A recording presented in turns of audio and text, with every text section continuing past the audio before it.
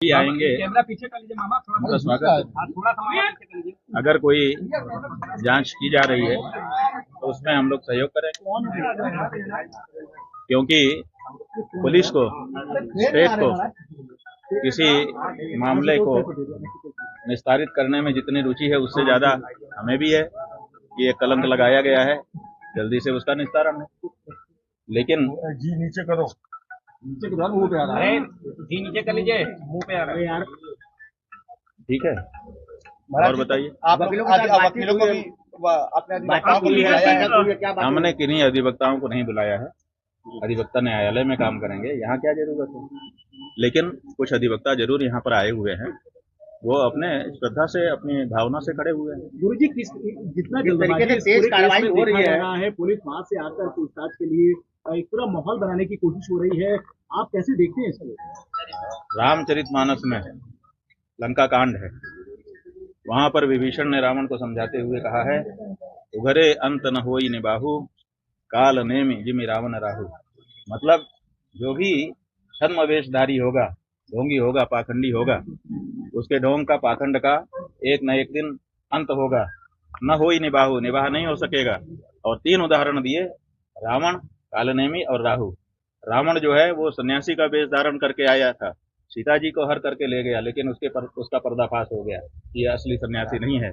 इसी तरह से कालनेमी यति सन्यासी का वेश धारण करके आया था हनुमान जी के सामने, उसका भी पर्दाफाश हो गया, चुप नहीं सका।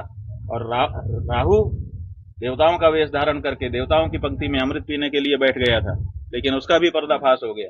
तो जो लोग भी छद्म वेशधारी हैं, उनका पर्दाफाश होना ही है, ना होने का कोई सवाल ही नहीं है। इसलिए हम लोग निश्चिंत हैं। उत्तर प्रदेश की पुलिस जांच कर रही है। हालांकि जनता कह रही है कि उत्तर प्रदेश की पुलिस पर हमको भरोसा नहीं है, दूसरे प्रदेश की जहां पर बीजेपी की गवर्नमेंट ना हो वहां की पुलिस जांच करे। और हम तो जो पुलिस आ रही है उसी के लिए तैयार है कि भाई पूछ लो क्या पूछना है प्रश्न। तो महाराज जी सपोर्ट करेंगे पूछताछ में? हाँ जी, गिरफ्तार हमें कुछ जानकारी नहीं है, आप लोग जो बता रहे हो आप लोग ज्यादा जानते हो। गिरफ्तारी का प्रश्न नहीं बनता है, क्योंकि गिरफ्तारी 3 कारणों से की जाती है। एक, जो घटना हुई है अगर, तो उसका एविडेंस सुरक्षित रखने की दृष्टि से। दूसरे, मेडिकल टेस्ट कराने की दृष्टि से। और तीसरे, जो अभियुक्त है जिसके ऊपर आरोप लगाया गया है वो कहीं भाग ना जाए। तो आप देखिए, इतने दिन बिता दिए गए हैं या जो शिकायत करता है उनकी ओर से कि अब एविडेंस तो सुरक्षित रहने की कोई बात ही नहीं है, और झूठे मुकदमा भी झूठा है तो एविडेंस का तो सवाल नहीं है। दूसरे है कि मेडिकल टेस्ट, अब इतने दिन के बाद मेडिकल टेस्ट का भी तात्पर्य समाप्त हो चुका है, और हम कहीं भागे नहीं जा रहे हैं, हम तो यहाँ सामने आपके उपस्थित हैं, हर तरह का सहयोग करने के लिए तैयार हैं। इसलिए गिरफ्तारी का कोई प्रश्न नहीं है। लेकिन इसके बाद भी अगर गिरफ्तारी की जाती है तो इसका मतलब है कि कालनेमी जो बैठा हुआ है वो चाहता है कि शंकराचार्य का अपमान करें, इनको जनता की नजर में दोषी सिद्ध करने की दृष्टि से गिरफ्तारी की कार्यवाही करें। तो वो भी, हम तो पुलिस का कोई विरोध नहीं करेंगे, हम उसका सहयोग करेंगे। वो जो करेंगे जनता तो सब देख रही है। देखिए 3 कोर्ट है हमारे लिए, एक निचली कोर्ट है, एक मिडिल कोर्ट है और एक हाई कोर्ट, सुप्रीम कोर्ट है। तो जो निचली कोर्ट है वो जनता है, जनता सब देख रही है, वो निर्णय देने वाली है। जो मिडिल कोर्ट है, हाई कोर्ट, वो हमारा हृदय है, हम जान रहे हैं कि हम गलत हैं कि नहीं है।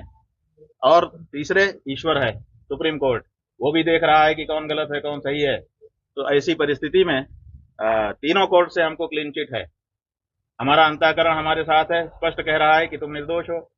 ईश्वर की तरफ से भी हमको वही सूचना है और जनता की ओर से भी। तो जो झूठ है वो अंत में निकल ही जाता है, पता चल ही जाता है कि ये सब बनावटी था। उगरे अंत न होई निबाहु हमने बता दिया। तो जो कहानी गढ़ी गई है वो आज नहीं तो कल, कल नहीं तो परसों झूठी सिद्ध हो जाएगी। महाराज जी, क्या दिक्कत है? आपने